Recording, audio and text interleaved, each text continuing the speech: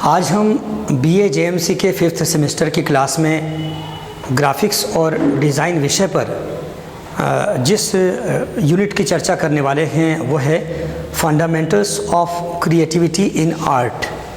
यानी कला में जब भी हम कोई रचनात्मकता पैदा करते हैं तो उसके बुनियादी तत्व क्या हो सकते हैं, fundamentals of creativity in art.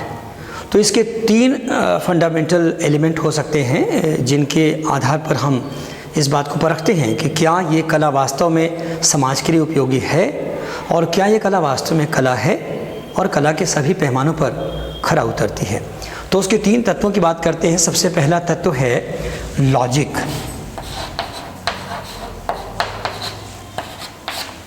Logic का मतलब यह है कि जब भी हम कोई कला का निर्माण करते हैं तो उसमें कहीं ना कहीं कोई तर्क, कोई कारण, उसकी उपयोगिता, ये सब ज़रूर समाहित होनी चाहिए।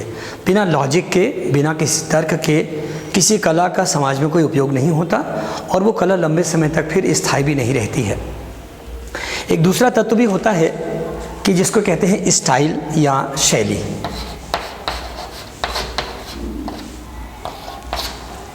स्टाइल का आशय यह है कि हर कला को निर्माण करने के लिए वहाँ की स्थानीय परंपरा, वहाँ की शैली, वहाँ का दर्शन, वहाँ की जीवन परंपरा, इन सब का भी उसमें समावेश होना चाहिए। जैसे आदिवासी इलाकों में आप जाएं और वहाँ बांस की कोई कलाकारी आप देख रहे हैं या लकड़ी से या मिट्टी से बनी हुई कोई मूर्ति आप देख रहे हैं तो उसमें आदिवासी जीवन शैली की झलक मिलनी चाहिए।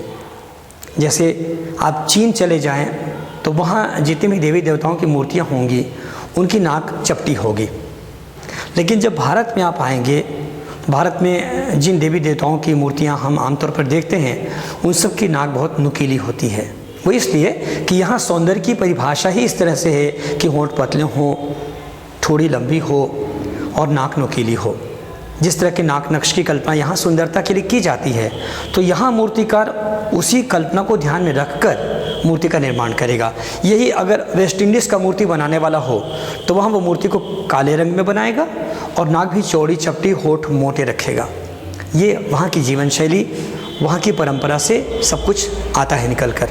तो एक तत्व है लॉजिक, दूसरा तत्व है स्टाइल और तीसरा सबसे महत्वपूर्ण तत्व है वैल्यू या सामाजिक मूल्य। सामाजिक मूल्य का आशय यहाँ पर इस बात से है कि जब भी हम कोई कला का निर्माण करते हैं तो हमें उस कला से कोई ना कोई संदेश भी समाज को देना होता है। ऐसी कोई भी कला उपयोगी नहीं होती जिसको देखकर दर्शक या उसका पसंद करने वाला व्यक्ति उससे कोई सबक हासिल ना करे। हम कहानी भी सुनते हैं तो हम अंत में पूछते हैं इस कहानी से आपको क्या संदेश मिलता है। हम कोई उपन्यास पढ़ते हैं, हम किसी और रचना में भी शामिल होते हैं तो हम ये ज़रूर पूछते हैं अपने आप से, लोगों से, कि आखिर इस बात से आपको क्या सबक मिला। तो कोई कला से भी आपको कोई ना कोई सबक, कोई ना कोई संदेश मिलना चाहिए और ये उसमें अंतर्निहित होता है। इसीलिए किसी भी कला का जो सामाजिक मूल्य है वो उसका सबसे महत्वपूर्ण तत्व है। आप जैसे लॉजिक की बात करें, एक रुमाल ऐसा है, यहाँ पर धोखे से कट गया या फट गया। अब इसमें अगर हमको लॉजिक पैदा करना है तो आमतौर पे देखते हैं घरों में महिलाएं भी होती हैं, कोई कपड़ा फट जाए तो वो तुरंत क्या करती हैं, यहाँ पर इस चौड़ाई का एक लेस लगा देती है और फिर वैसा ही लेस इधर भी और इधर भी लगा देती हैं। ऐसा उन्होंने इसलिए किया ताकि एक वहाँ पर लॉजिक दिखे कि वो लेस उसी रंग का, उसी आकार का चारों कोने में है और अब ये किसी को पता नहीं चलेगा कि ये रुमाल या तो चूहे ने कुतर दिया था या किसी और वजह से ये कट गया था, जल गया था। अब ये रुमाल फिर से सुंदर कलाकृति के रूप में आपके सामने है। तो जिस व्यक्ति ने उस फटे हुए रुमाल को सुधारा उसने अनजाने में ही इस तत्व का ध्यान रखा और साथ में लेस एक ही रंग के लगाकर स्टाइल को भी फॉलो किया गया।